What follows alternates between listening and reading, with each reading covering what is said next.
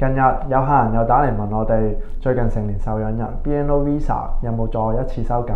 今日想同大家詳細去分享翻2025年初 ADR 成年受養人嘅批核情況。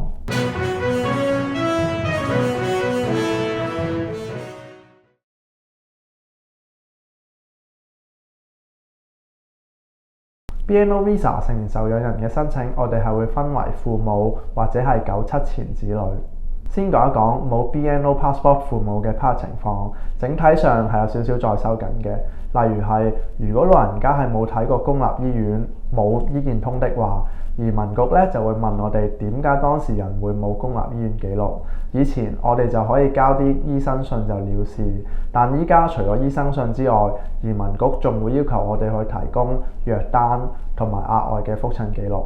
我哋最近見過有個80歲嘅申請人，因為冇任何嘅醫院記錄，移民局拒簽佢嘅申請，原因係受養證明不足。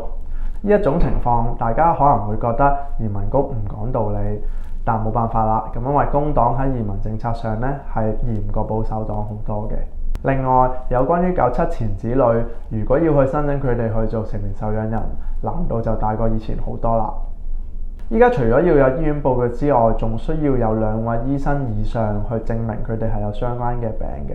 試過有一位客人本身係有長期病患，但係佢只係有私人診所嘅 report， 移民局就問可唔可以再提供多一份另一個醫生嘅問診報告。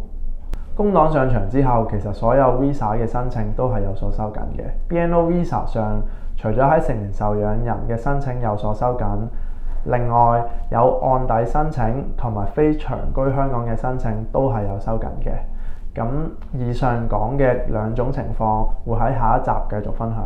所以如果你想申請 BNO Visa， 但係背景上有啲複雜喎，建議你快啲去申請，因為喺數據上越遲申請只會越高難度。如果各位聽眾聽過有啲咩似是而非嘅傳聞想澄清，歡迎你喺下面嘅留言話俾我哋聽，我哋會盡快覆返你。如果覺得呢一條片有用嘅朋友，歡迎你 like 同 share 去支持我哋。相信我哋好快會有新片推出，所以記得訂閱 UKM YouTube Channel。今集講到呢度啦，我哋下集再見，拜拜。